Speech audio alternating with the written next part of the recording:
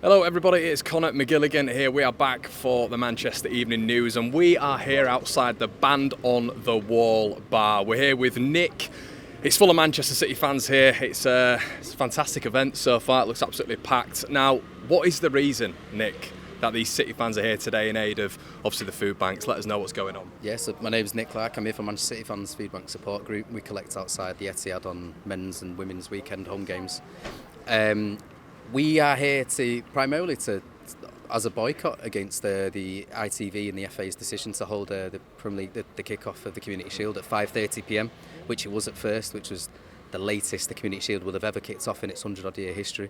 We think that this is indicative of how TV companies have been treating fans over the past 20 30 years. We're seeing it's going to happen even more this season with a 7 p.m. Sunday night kick-offs in the Premier League, which is crazy. Our first home game is against Newcastle at 8 o'clock on a Saturday night, which is just treating fans as a joke, to be honest. So we thought no boycott or protest or anything means as much as when you put your money where your mouth is, and we asked people to donate the cost of their match ticket if they were going to travel down, or just whatever they felt fair to a fundraiser. We raised over £10,000 in just over a month for Manchester Central Food Bank, which is the biggest food bank in the Manchester region, which has covered that. They've already told us that that's covered their food purchases for the entirety of summer, at a time when obviously we're not outside the Etihad, we're not going to be collecting food.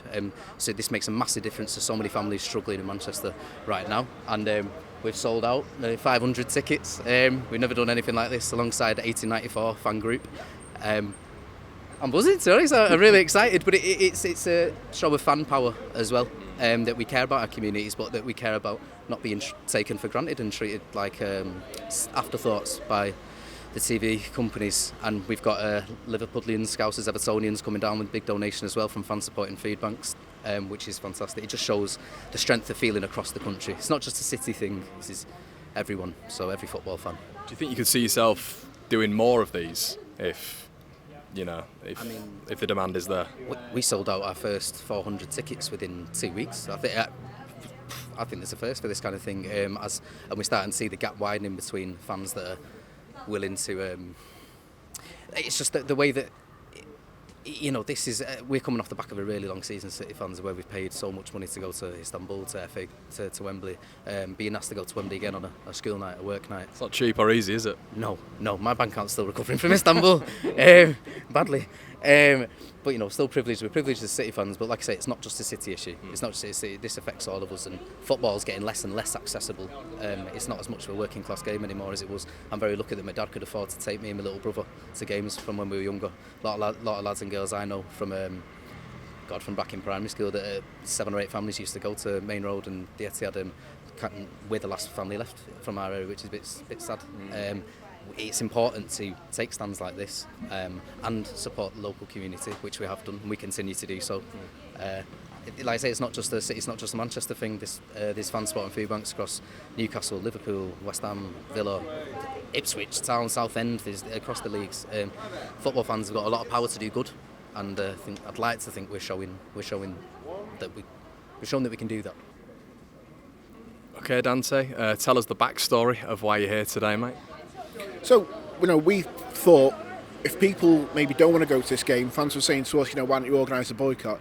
We said, okay, if you don't want to go to the game, we'll put on an event in Manchester, a big screening, and if you want to consider giving some money to the food banks instead, because obviously if you don't go to the game, charity is missing out, because it was the Charity Shield, stroke Community Shield.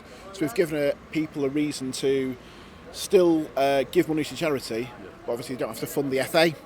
So that's why we've got this event here, and we sold out the ground kind of anyway, but with obviously a lot of probably newer fans are taking the first trip to Wembley and this sort of thing. That's we are changing as a club, we are growing as a fan base. It's not just it's the Manchester fans, this sort of thing, but we have got kind of worldwide, it's kind of a global brand now, which is something for us as Manx kind of got to get our heads around a little bit as well.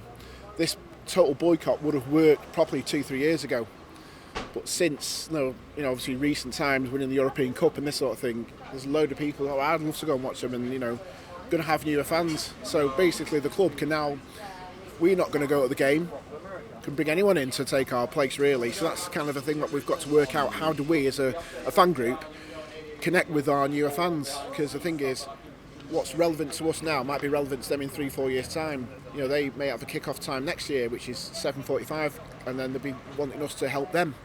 So, obviously, for anyone going, it's difficult to miss the game. Brilliant, enjoy the game, but these are things that are relevant to everybody.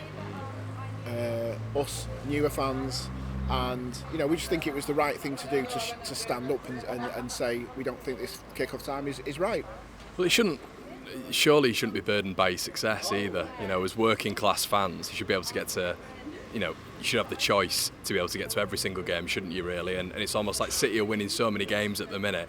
They're in so many different competitions that the fans are going to have to spend more money, and it shouldn't be a thing, really, where you are burdened by your success. Well, so this was the first time that the FA Community Shield was played at 5:30 on a Sunday. I mean, last year it was at the King Power in Leicester. We've had it at Villa Park before. We've had it on a Saturday as well. A Saturday even at 5 isn't as bad. You know, people have got the next day off, but a lot of people are in work tomorrow and stuff like that. So there was no precedent for this game to kick off at this time. And it might be that next year it's Newcastle against Liverpool. And again, that's two sets of fans going from the north. ITV want that 5 o'clock, 5:30 time for the games, because they think that's the prime TV coverage time. So when we played United in the FA Cup final, originally it was due to take place at 5:30. The police then put it back and said, you know, it's a liability.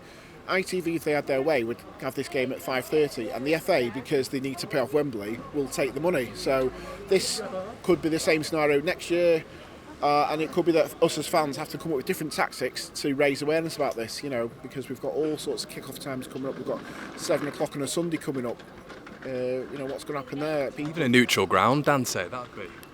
Well, I mean, yeah, I mean, Wembley itself is a great venue. Everyone loves going to Wembley. It's the travel to and from Wembley.